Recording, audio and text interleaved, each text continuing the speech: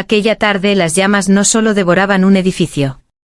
También estaban a punto de consumir un secreto que había permanecido enterrado durante años. Cientos de personas gritaban desde la calle. Los bomberos aún no habían llegado. El humo convertía el aire en veneno.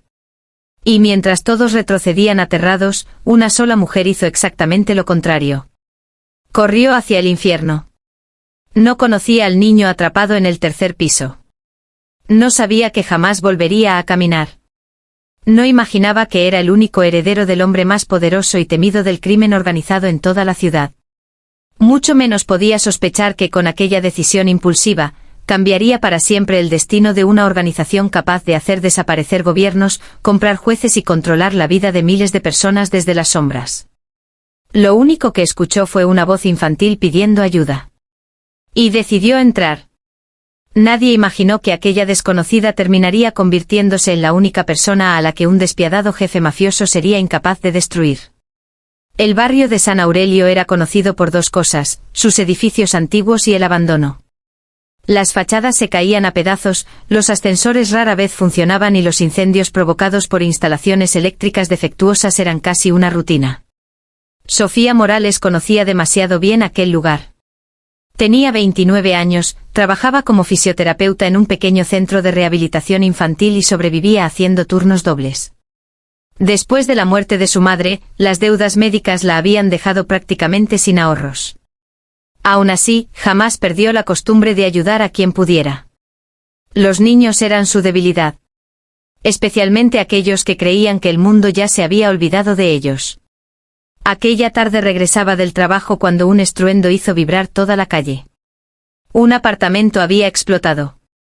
En cuestión de segundos, el fuego comenzó a extenderse como una bestia hambrienta.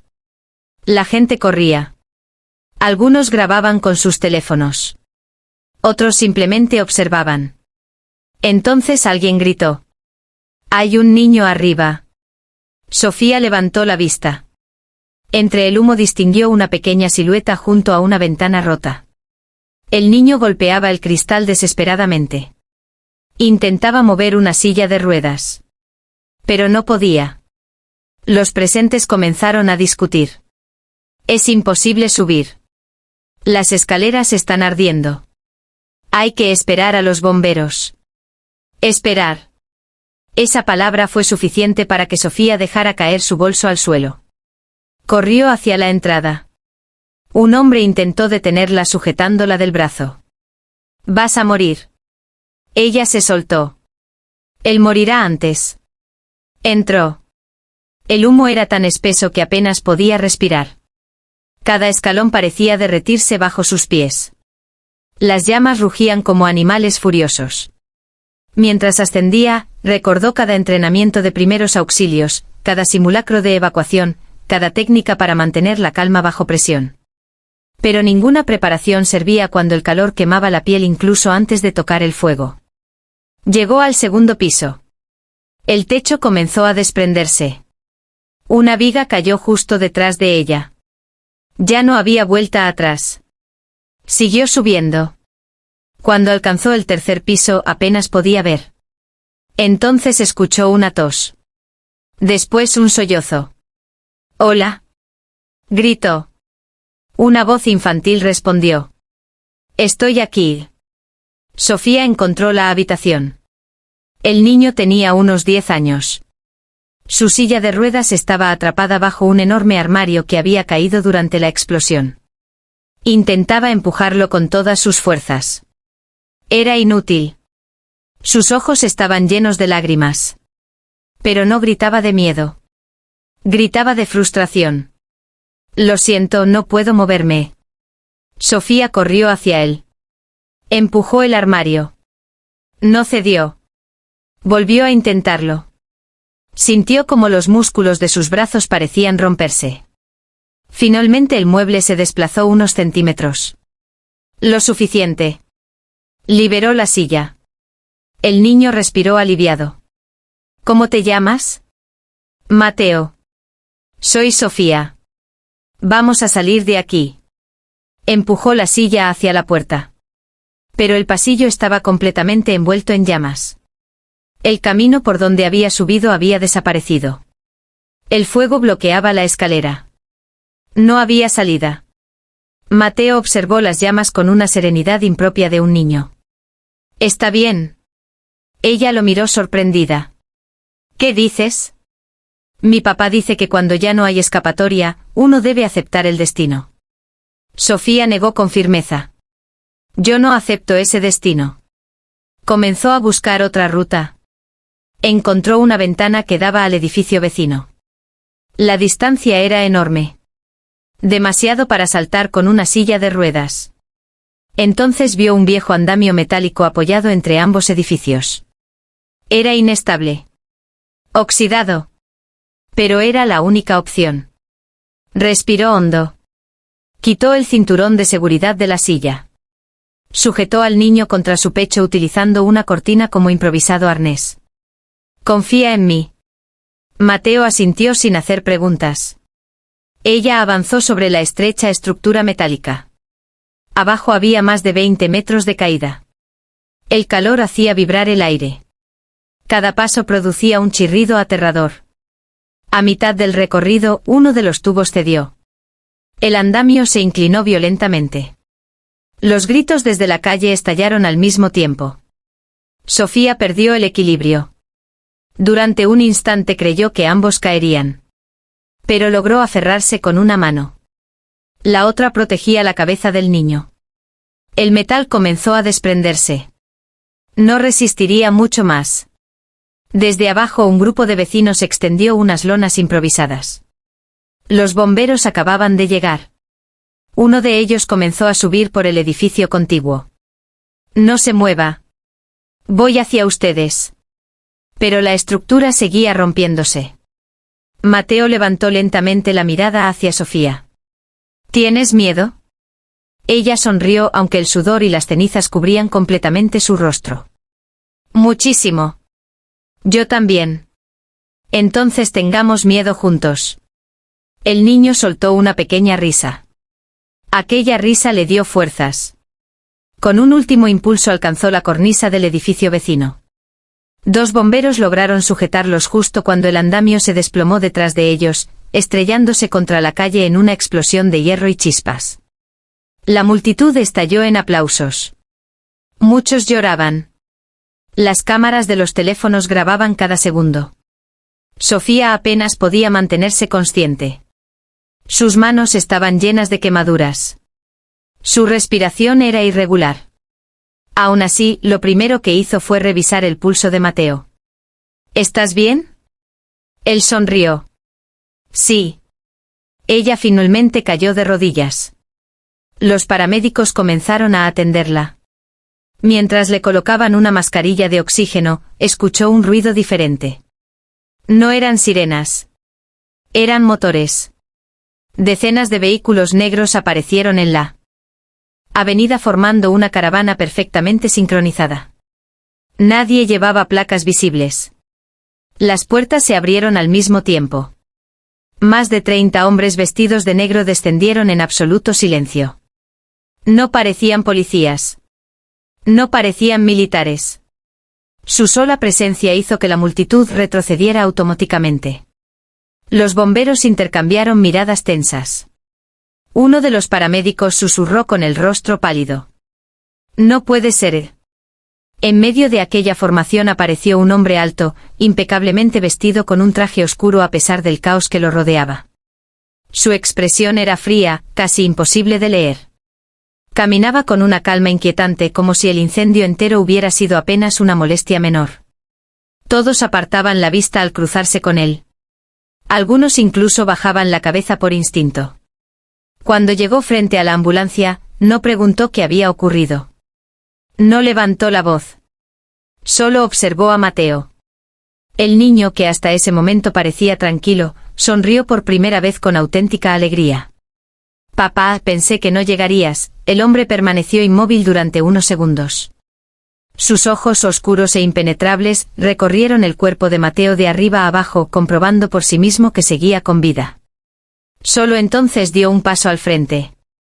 Se inclinó con una elegancia casi antinatural y apoyó una mano sobre el hombro de su hijo. Llegué demasiado tarde. Era la primera frase que pronunciaba.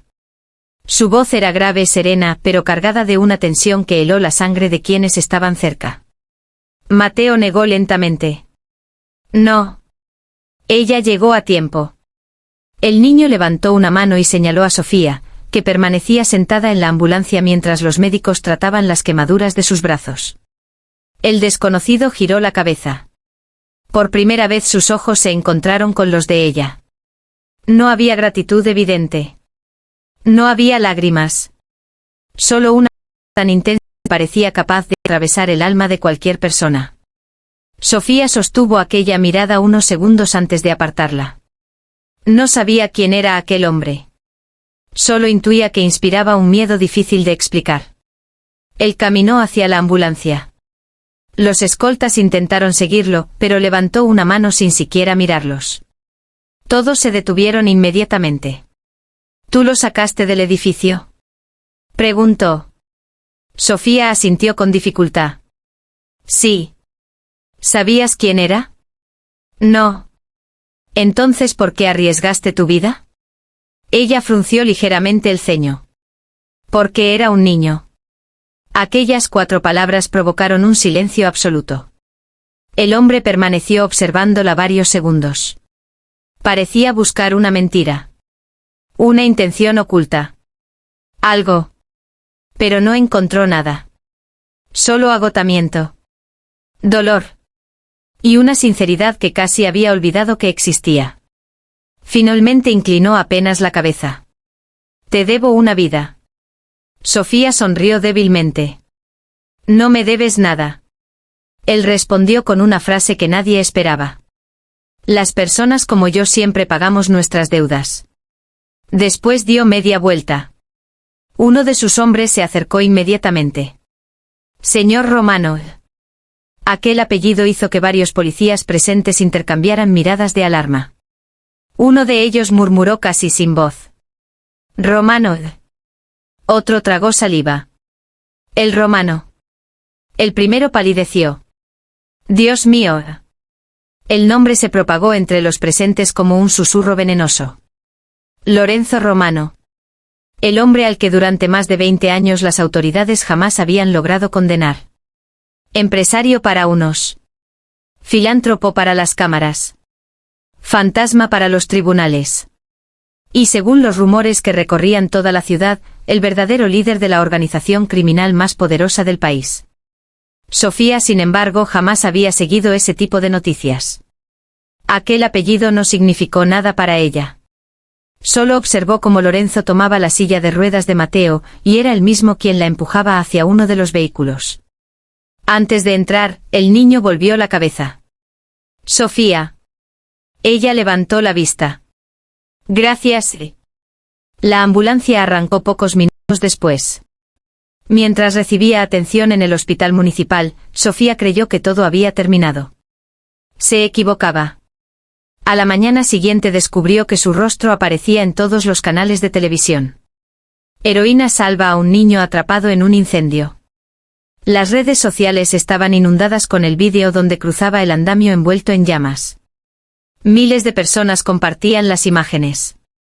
Los periodistas intentaban descubrir quién era.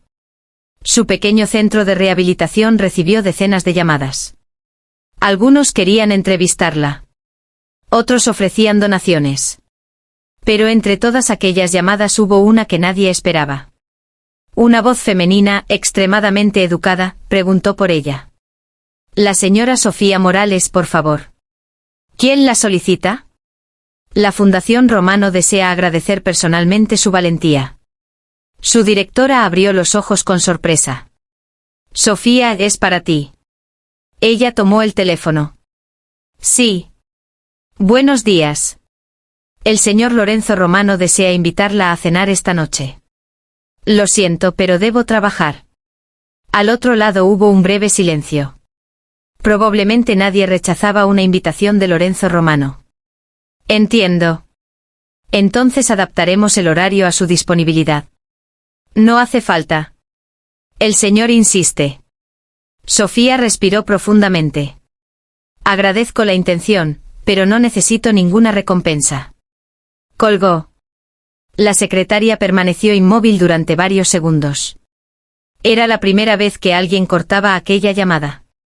Aquella misma tarde, mientras Sofía atendía a uno de sus pequeños pacientes, un niño con parálisis cerebral llamado Bruno, alguien llamó suavemente a la puerta del consultorio. Era el recepcionista. Su expresión reflejaba una mezcla de nerviosismo y desconcierto. Sofía. ¿Qué ocurre? Hay alguien que quiere verla. Ella salió al pasillo.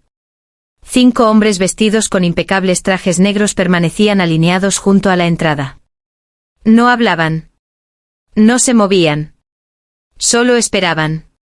En el centro estaba Lorenzo Romano. Sin escoltas visibles alrededor. Sin expresión. Cuando Sofía apareció, él dio un paso adelante. Los empleados dejaron de trabajar. Los padres de los niños observaban la escena con evidente inquietud. Romano sacó un sobre blanco del bolsillo interior de su chaqueta. Es una donación para este centro. Ella no tomó el sobre. No hace falta. No es para usted. Entonces envíelo por transferencia. Él la observó unos segundos. Prefiero entregarlo personalmente. Sofía cruzó los brazos. ¿Por qué? Lorenzo recorrió con la mirada las instalaciones. Las paredes necesitaban pintura. Varias máquinas de rehabilitación estaban desgastadas. Los juguetes tenían años de uso. Era evidente que trabajaban con recursos mínimos. Porque ayer vi cómo protegía a mi hijo con su propio cuerpo. Hoy veo cómo protege a muchos otros todos los días. Ella guardó silencio. Él extendió nuevamente el sobre. No es caridad. Es inversión en personas que todavía creen que cada vida merece una oportunidad. Antes de que Sofía pudiera responder, una enfermera salió corriendo desde otra sala con el rostro completamente descompuesto. Sofía. Ella giró de inmediato. ¿Qué pasó? Bruno. Bruno no respira. Sin pensarlo un segundo, Sofía echó a correr hacia la habitación, mientras Lorenzo Romano levantaba la vista lentamente. La serenidad de su rostro desapareció por primera vez, sustituida por una expresión de alerta absoluta, y dio un paso decidido detrás de ella, sin imaginar que lo que estaba a punto de presenciar cambiaría para siempre la imagen que tenía de aquella mujer. Sofía atravesó el pasillo a toda velocidad. El tiempo pareció detenerse mientras abría la puerta de la sala de terapia. Bruno yacía inmóvil sobre la camilla. Su pequeño pecho no se movía. La enfermera intentaba contener el pánico. Se desplomó de repente. No responde. Sofía reaccionó sin vacilar. Llama a una ambulancia. Ahora. Se inclinó sobre el niño, comprobó el pulso y acercó el oído a su boca. Nada. Comenzó inmediatamente las maniobras de reanimación. Cada compresión era precisa. Cada segundo contaba. Los padres de Bruno aparecieron en la puerta llorando desconsoladamente. Nuestro hijo. Uno de los empleados intentó detenerlos para no interrumpir el procedimiento. Lorenzo permanecía en silencio, observando cada movimiento de Sofía. No veía desesperación en ella. Veía disciplina. Experiencia. Y una determinación casi feroz. Respira, campeón, susurró Sofía mientras continuaba las compresiones. No te rindas ahora. Después de varios segundos interminables, Bruno expulsó una bocanada de aire. Un débil latido volvió a sentirse bajo sus dedos. La sala estalló en lágrimas de alivio. La ambulancia llegó pocos minutos después. Los paramédicos estabilizaron al pequeño y lo trasladaron al hospital. Cuando la puerta se cerró tras ellos, Sofía apoyó ambas manos sobre sus rodillas. Por primera vez en todo el día permitió que el agotamiento la alcanzara. Lorenzo se acercó despacio. Has salvado otra vida. Ella respiró profundamente. Solo hice mi trabajo. No. Él negó lentamente. Tu trabajo termina cuando acaba el horario. Lo que haces después pertenece a otra clase de personas. Sofía no respondió. No le interesaban los elogios. Solo esperaba que Bruno sobreviviera. Uno de los escoltas de Lorenzo recibió una llamada. Su expresión cambió de inmediato. Se acercó discretamente a su jefe. Señor. Lorenzo escuchó unas pocas palabras. Su rostro permaneció impasible. Pero sus ojos se endurecieron. Entendido. Colgó. Sofía notó el cambio. ¿Ha pasado algo? Él guardó silencio unos segundos. Alguien provocó el incendio de ayer. Ella sintió un escalofrío. ¿Qué? No fue un accidente. Las palabras quedaron suspendidas en el aire. ¿Estás seguro? Muy. Sofía recordó la explosión. Recordó el olor extraño que había sentido al entrar en el edificio. En ese momento no le había dado importancia. Ahora todo adquiría otro significado. ¿Querían matar a Mateo? Lorenzo no respondió directamente. Mi hijo tiene enemigos antes incluso de comprender qué significa esa palabra. Ella frunció el ceño. Es solo un niño.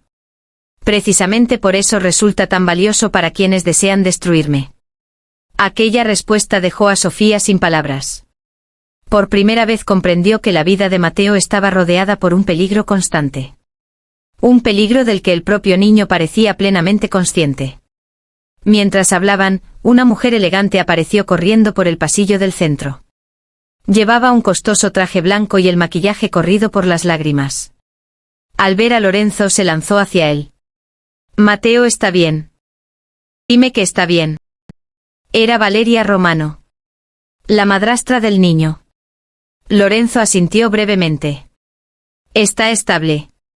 Ella rompió a llorar de alivio. Después giró hacia Sofía. Sin previo aviso, la abrazó. Gracias y gracias. Sofía quedó sorprendida. No esperaba una reacción tan sincera. No tiene que agradecerme. Valeria retrocedió limpiándose las lágrimas. Ese niño perdió a su madre cuando tenía apenas 4 años. Desde entonces apenas sonríe. Pero esta mañana no dejó de hablar de usted. Lorenzo observó a su esposa en silencio. Era evidente que no esperaba que revelara algo tan personal. Dice que usted le prometió que nunca aceptara rendirse. Sofía sonrió con ternura. Solo intenté darle esperanza. Valeria bajó la mirada. Hace años que nadie logra eso con él. En ese instante el teléfono de Lorenzo vibró nuevamente. Contestó. No habló. Solo escuchó. Su expresión cambió de forma casi imperceptible. Cuando terminó la llamada, guardó el teléfono lentamente. Tenemos que irnos. Valeria entendió de inmediato que algo grave ocurría. ¿Qué pasó? Encontraron al hombre que inició el incendio. Sofía levantó la vista. ¿Lo arrestaron? Lorenzo respondió con una frialdad inquietante. No. Entonces, apareció muerto. El silencio fue absoluto.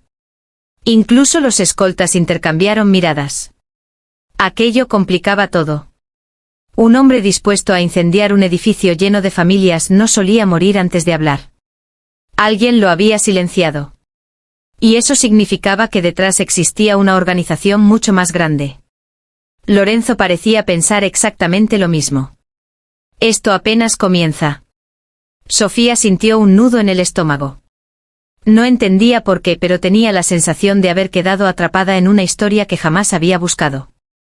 Después de despedirse, Lorenzo y su equipo abandonaron el centro. Sin embargo, al cruzar la calle, uno de sus hombres se acercó discretamente. Señor, hay otro problema. Habla. Revisamos las cámaras del edificio incendiado. Lorenzo permaneció inmóvil. Y, antes de que comenzara el fuego, alguien observaba la entrada desde un automóvil gris. ¿Lo identificaron? No completamente. ¿Qué lograron ver? El escolta entregó una tableta electrónica. En la pantalla aparecía una imagen borrosa. Un vehículo estacionado frente al edificio. La ventanilla ligeramente abierta. Y una persona sosteniendo unos binoculares. No observaba el incendio. Observaba únicamente la puerta principal. Como si esperara que alguien saliera. O que alguien entrara. Lorenzo amplió la imagen. Entonces sus ojos se detuvieron en un detalle casi imperceptible. El conductor llevaba un anillo de plata con un emblema que conocía demasiado bien. Un símbolo que pertenecía a una organización que él creía desaparecida hacía más de 10 años. Por primera vez en mucho tiempo, sintió algo que rara vez experimentaba. Incertidumbre. Porque si aquel símbolo había reaparecido, significaba que el incendio nunca tuvo como verdadero objetivo a Mateo, y que el auténtico objetivo aún seguía con vida, completamente ajeno al peligro que se acercaba cada vez más. Lorenzo continuó observando la imagen durante varios segundos. Sus hombres esperaban instrucciones, pero él permanecía completamente inmóvil. Aquel anillo. No podía ser una coincidencia. Lo había visto por última vez 12 años atrás, la noche en que una alianza de familias criminales fue destruida en una guerra que dejó decenas de muertos y selló el ascenso definitivo de los Romano. Todos creían que los sobrevivientes habían huido del país, o habían sido eliminados. Si uno de ellos había regresado, significaba que alguien llevaba años preparando su venganza.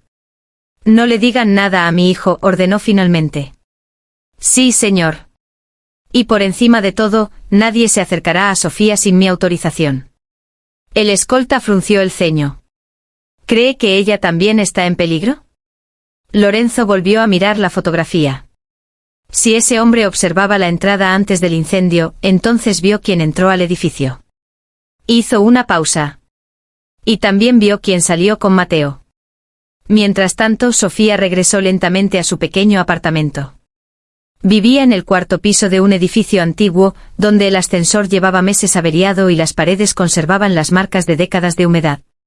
Cerró la puerta y dejó caer las llaves sobre la mesa. Solo entonces sintió el dolor. Las quemaduras comenzaron a arder con intensidad. Los músculos le temblaban por el esfuerzo acumulado. Se sentó en el sofá y por primera vez desde el incendio, rompió a llorar. No lloraba por miedo. Lloraba porque había estado a centímetros de no volver a ver la luz del día. Recordó el rostro de Mateo. Recordó la serenidad con la que aquel niño hablaba de la muerte. Ningún niño debería acostumbrarse a vivir así. Después de unos minutos se obligó a levantarse. Preparó una taza de té y revisó los mensajes acumulados en su teléfono. Había más de 100 notificaciones. Compañeros de universidad. Pacientes antiguos. Periodistas.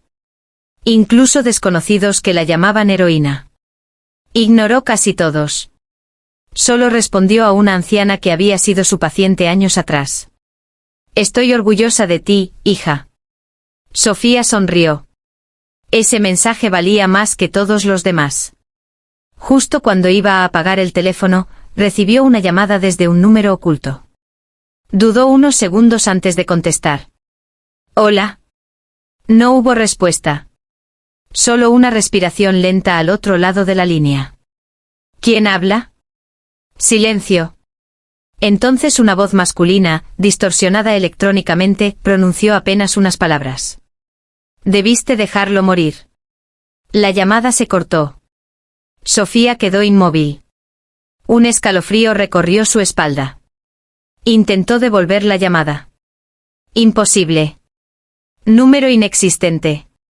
Se convenció de que probablemente era una broma de mal gusto provocada por la exposición mediática. Pero aún así, aquella frase siguió resonando en su cabeza. Debiste dejarlo morir. A varios kilómetros de allí, en una elegante mansión rodeada por jardines perfectamente cuidados, Mateo observaba la lluvia desde la ventana de su habitación.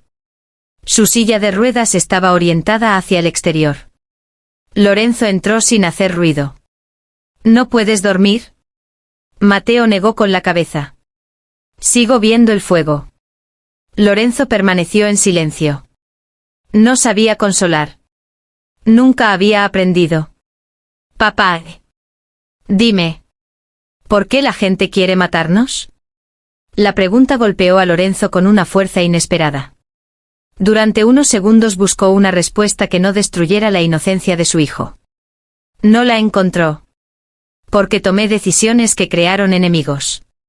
Mateo bajó la mirada. ¿Entonces todo esto es culpa tuya? Aquellas palabras atravesaron el corazón de Lorenzo mucho más que cualquier bala. No respondió inmediatamente. Finalmente dijo: sí. El niño permaneció callado. Después giró lentamente la silla hacia su padre. Entonces prométeme algo. Lo que sea. No permitas que le hagan daño a Sofía por mi culpa. Lorenzo sintió un peso insoportable sobre los hombros. Aquel era exactamente el mismo pensamiento que lo había acompañado desde que vio la grabación.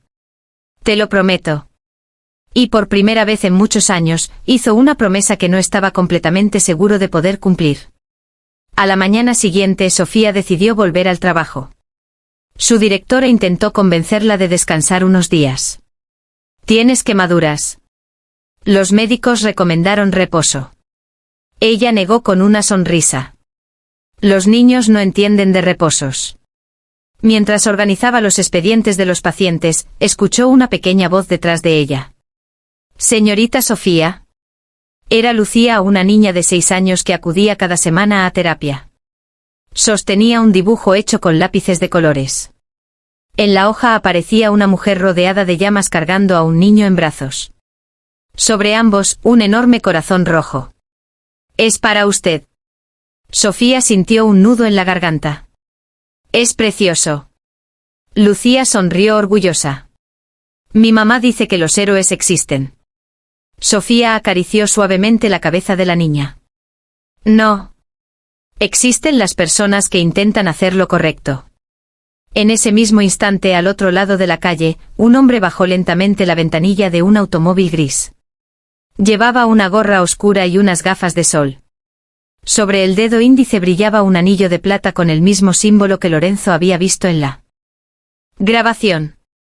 Sacó una cámara profesional. No fotografió el edificio.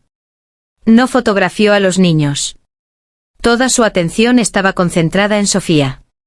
Disparó varias veces. Después abrió una carpeta sobre el asiento del copiloto. Dentro había decenas de fotografías. Sofía saliendo de su apartamento. Sofía haciendo compras. Sofía entrando al centro de rehabilitación. Incluso había imágenes tomadas años atrás, cuando todavía estudiaba en la universidad. Aquello no era una vigilancia reciente. Alguien la seguía desde mucho antes del incendio. El desconocido tomó un teléfono satelital y marcó un número. La mujer ya hizo contacto con el objetivo secundario. Una voz fría respondió al otro lado. ¿Ella sospecha algo? Nada. Perfecto. El hombre observó una vez más a Sofía ayudando a una pequeña paciente a caminar entre barras paralelas. Sonrió levemente. Es incluso más compasiva de lo que nos dijeron. Hubo un breve silencio antes de que la voz pronunciara una orden que cambiaría el rumbo de todos. No la eliminen todavía. Ha llegado el momento de utilizarla para atraer a Lorenzo Romano. Los días siguientes transcurrieron bajo una calma tan perfecta que resultaba inquietante. Sofía continuó atendiendo a sus pequeños pacientes sin imaginar que cada uno de sus movimientos era observado. Lorenzo, por su parte, multiplicó la seguridad alrededor de Mateo, aunque sin decirle la verdad. Sabía que el enemigo no atacaría cuando todos estuvieran preparados. Esperaría el momento en que una sola distracción bastara para destruirlo todo. Ese momento llegó una lluviosa tarde. Mateo insistió en visitar el centro de rehabilitación para sorprender a Sofía con un pequeño regalo. Había pasado noches enteras construyendo con sus propias manos una maqueta de un ave fénix hecha de madera. Para él, aquella figura representaba a la mujer que había atravesado el fuego para devolverle la vida. Lorenzo aceptó acompañarlo. No sabía que exactamente eso era lo que sus enemigos habían esperado durante meses. Cuando el automóvil de los romanos se detuvo frente al centro, varias furgonetas bloquearon simultáneamente ambos extremos de la calle. Hombres armados descendieron en cuestión de segundos. El caos estalló. Los escoltas respondieron inmediatamente mientras las personas corrían buscando refugio. Los disparos rompieron el silencio como una tormenta de acero. Dentro del edificio, Sofía escuchó los gritos. Corrió hacia la entrada. Al ver a Mateo atrapado entre el vehículo y el fuego cruzado, sintió el mismo impulso que había sentido el día del incendio. No pensó. Actuó. Corrió directamente hacia él. Uno de los atacantes levantó su arma. Antes de que pudiera disparar, Lorenzo se interpuso entre el arma y Sofía. El disparo resonó con una violencia ensordecedora. Durante un instante todo quedó en silencio. Lorenzo cayó de rodillas. La bala había atravesado su hombro, pero había evitado que alcanzara a Sofía. Ella se arrodilló inmediatamente junto a él. «Está herido». Lorenzo apretó los dientes. «Saca a Mateo». Ella negó. «Los sacaré a los dos». Con ayuda de 2 escoltas consiguió refugiar a Lorenzo y a Mateo dentro del edificio. La policía y las fuerzas especiales llegaron pocos minutos después. Los atacantes comprendieron que el tiempo se había agotado. Intentaron escapar. Pero uno de ellos fue capturado. Y otro, gravemente herido, comprendió que ya no tenía salida.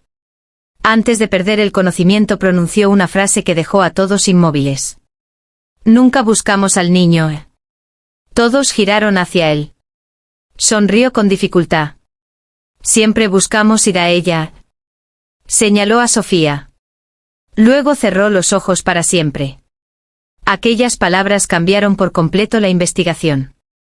Horas después, antiguos archivos secretos fueron abiertos por orden judicial. Documentos olvidados durante décadas comenzaron a revelar una verdad imposible. 29 años atrás, una joven médica había trabajado clandestinamente para rescatar niños utilizados por distintas organizaciones criminales. Antes de desaparecer, escondió pruebas capaces de derribar a varias familias mafiosas. Aquella mujer tenía una hija. Su nombre era Sofía Morales. Su madre jamás murió por una enfermedad. Había sido asesinada para impedir que revelara la ubicación de aquellas pruebas. Pero antes de morir dejó toda la información escondida bajo una identidad cifrada que únicamente su hija podía descifrar sin saberlo. Sofía nunca había sido una víctima del azar. Desde el día en que nació, había sido la pieza central de una guerra silenciosa. Lorenzo quedó completamente devastado al descubrir la verdad.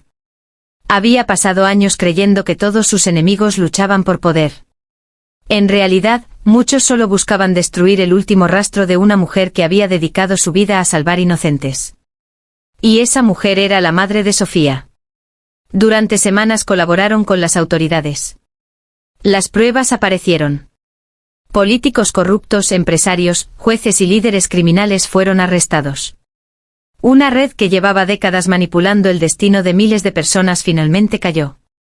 Lorenzo tomó entonces la decisión más difícil de toda su vida. Compareció públicamente. Reconoció parte de su pasado. Entregó información decisiva para desmantelar las organizaciones que aún seguían operando. Muchos no creyeron en su cambio. Otros jamás lo perdonaron. Pero él ya no buscaba perdón. Solo quería que Mateo creciera en un mundo distinto. Meses después el antiguo centro de rehabilitación fue completamente reconstruido. Ya no era un edificio deteriorado. Se convirtió en el hospital infantil de rehabilitación más moderno de la región. En la entrada no había una estatua de un empresario. Ni de un político. Había una escultura de una mujer sosteniendo en brazos a un niño entre llamas. En la base podía leerse una sencilla inscripción. El verdadero valor no nace de la fuerza. Nace de elegir salvar una vida cuando nadie más se atreve. Mateo volvió a sonreír con la alegría que había perdido años atrás. Gracias a tratamientos innovadores y a una rehabilitación constante, comenzó a recuperar poco a poco la movilidad de sus piernas. El día que logró dar sus primeros pasos con ayuda de un andador, la primera persona a la que buscó con la mirada fue Sofía. Ya lloró sin ocultarlo. Porque entendió que aquel era el milagro que realmente importaba. No el dinero. No el poder. No la fama. Sino la esperanza. Lorenzo observó la escena desde la distancia. Por primera vez en su vida comprendió que un imperio construido sobre el miedo jamás podría compararse con una sola vida transformada por el amor y la compasión. Porque las balas pueden imponer silencio. El dinero puede comprar lealtades. El poder puede gobernar ciudades enteras. Pero solo un acto de bondad tiene la fuerza suficiente para cambiar un destino, romper el ciclo de la violencia y convertir incluso al corazón más oscuro en un guardián de la luz. Y todo comenzó el día en que una mujer desconocida vio a un niño atrapado entre las llamas, y decidió correr hacia el fuego mientras todos los demás huían. Ese instante demostró que los verdaderos héroes no llevan coronas ni buscan reconocimiento. Simplemente eligen hacer lo correcto, incluso cuando el precio puede ser su propia vida. Y esa decisión, nacida de un corazón valiente, terminó salvando mucho más que a un niño, salvó una familia, derrumbó un imperio criminal y recordó al mundo entero que una sola chispa de humanidad puede iluminar la oscuridad más profunda.